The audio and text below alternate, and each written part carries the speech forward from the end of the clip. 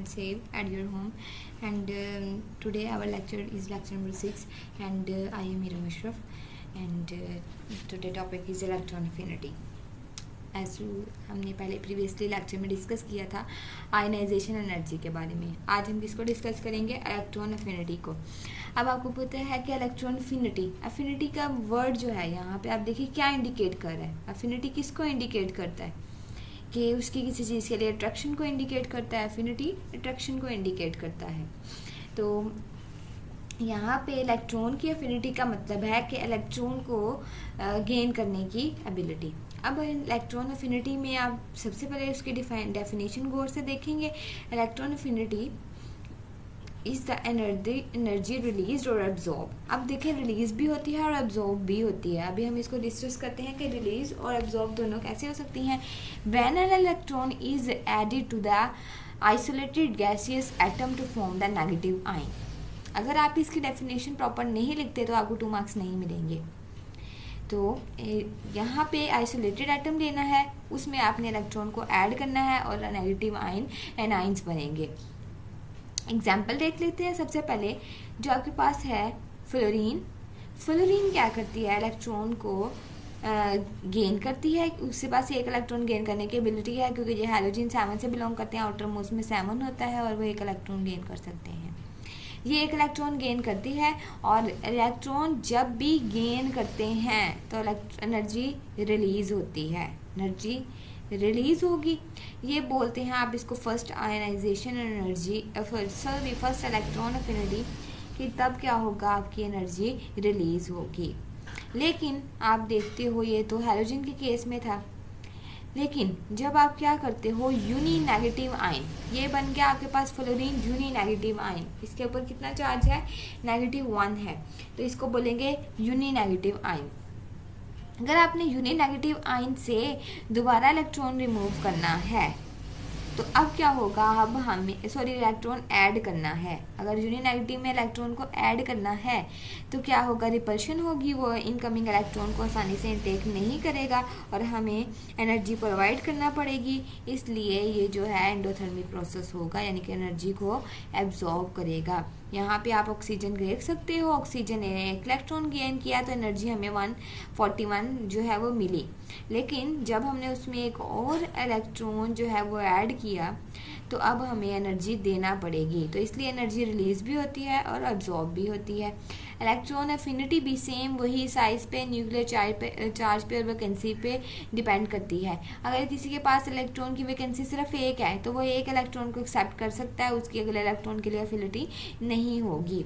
और इसका अगर हम ट्रेंड देख लेते हैं तो इलेक्ट्रॉन अफिनिटी जो है वो लेफ़्ट टू राइट क्या होती है? इंक्रीज़ होती है. और राइट वाले जो एलिमेंट्स हैं हैलोजन है उनकी हाईएस्ट है और टॉप टू बॉटम जो है वो डिक्रीज़ होती है. इसका लॉजिक जो है वो सेम पीछे वाला ही होगा, क्योंकि जब हम लेफ़्ट टू राइट मूव करते हैं तो एटम का साइज डिक्रीज़ होता है तो वो इनकमिंग इलेक्ट्रॉन को इजीली गेन कर सकता है. लेकिन जब हम टॉप टू बॉटम बात करते हैं तो उसका टॉप टू बॉटम अपने ही इलेक्ट्रॉन के ऊपर होल्ड नहीं होता, तो वो नए आने वाले को कहाँ होल्ड कर सकती है. तो इसलिए top to bottom electron affinity कम होती है. तो ये इसका कंसेप्ट जो है वो सेम उसी से रिलेट करता है जैसा कि हमने प्रीवियस देखा था उसमें आयनाइजेशन एनर्जी के साथ. तो नेक्स्ट है हमारे पास यहाँ ऑक्सीजन का जो है वो स्ट्रक्चर ड्रॉ किया है. ऑक्सीजन का एटॉमिक नंबर क्या होता है? ऑक्सीजन का एटॉमिक नंबर आपके पास होता है 8. अब इसके इलेक्ट्रॉन देख लेते हैं. 2 and 2 4 5 6 7 and 8.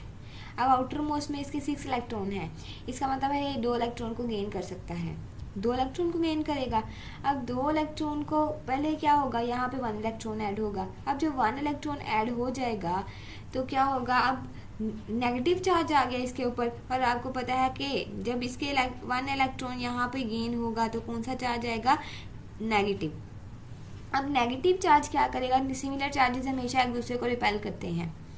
अगर यहाँ पे एक और इलेक्ट्रॉन हम ऐड करते हैं यहाँ, यानी कि इस पोजीशन पे आप सपोज कर लें अब 7 हो गया, यहाँ पे एक और, तो इनकमिंग इलेक्ट्रॉन को रिपेल करते हैं. इसलिए हम अब हम हम यहाँ से देख लेते हैं metallic and non metallic character, metal और नॉन मेटल्स बेसिकली हम डिस्कस करने लगे हैं। मेटल और नॉन मेटल और मेटलाइट्स के बारे में प्रीवियसली मैंने आपको कुछ कंसेप्ट दिया था और कुछ प्रॉपर्टीज़ भी हमने डिस्कस की थी, लेकिन अब हम इजीली इसके डिस्कस कर लेते हैं। तो अगर आप सबसे पहले देखते हैं, जो एलिमेंट जिनके पास टेंडेंसी होती है इलेक्ट्रॉन को लूज़ करने की, वो पॉजिटिव आयन बनाते हैं और वो मेटल्स होती हैं। पीरियोडिक टेबल में लेफ्ट में और ट्रांजिशन एलिमेंट सारी हमारे पास क्या हैं, मेटल्स हैं। इनके पास एबिलिटी होती है ये इलेक्ट्रॉन को रिलीज करती हैं और वो क्या बनाती हैं, पॉजिटिव आयंस बनाते हैं। और मेटल्स गुड कंडक्टर होते हैं हीट एंड इलेक्ट्रिसिटी के। ये आप जो है वो एफएससी में पार्ट 1 में भी पढ़ चुके हो। और नेक्स्ट है, जब इन्हें हमें वाटर में डिसॉल्व करते हैं, जैसे Na2O जो है ये इसके ऑक्साइड है। सोडियम ऑक्साइड एक मेटल है, सोडियम ये उसके मेटल, सोडियम का मेटल का ऑक्साइड है। उसको अगर हम वाटर में डिसॉल्व करते हैं तो ये हमें बेस देता है। Na2O + H2O 2NaOH, ये इसका ऑक्साइड जो थे वो बेसिक थे। इसलिए अब हमारे पास क्या रहता है, इसका हम ट्रेंड देख लेते हैं कि मेटालिक करेक्टर इंक्रीज क्या होता है, डिक्रीज क्या होता है। अब जितना इलेक्ट्रॉन की एबिलिटी जो है वो लूज़ करने की जितनी ज़्यादा होगी उतना ही मेटालिक करेक्टर ज़्यादा होगा। तो आप बताएं कहाँ पे जो है वो इलेक्ट्रॉन रिलीज़ करना इजी होता है।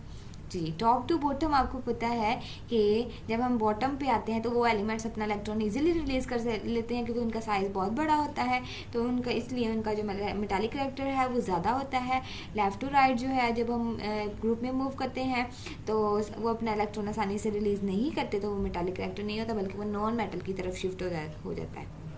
तो यहाँ पर आप देख सकते हो कि एलिमेंट जो है वो क्या करते हैं, अगर वो इलेक्ट्रॉन को गेन करते हैं, इलेक्ट्रॉन गेन करेंगे तो नेगेटिव चार्ज आएगा।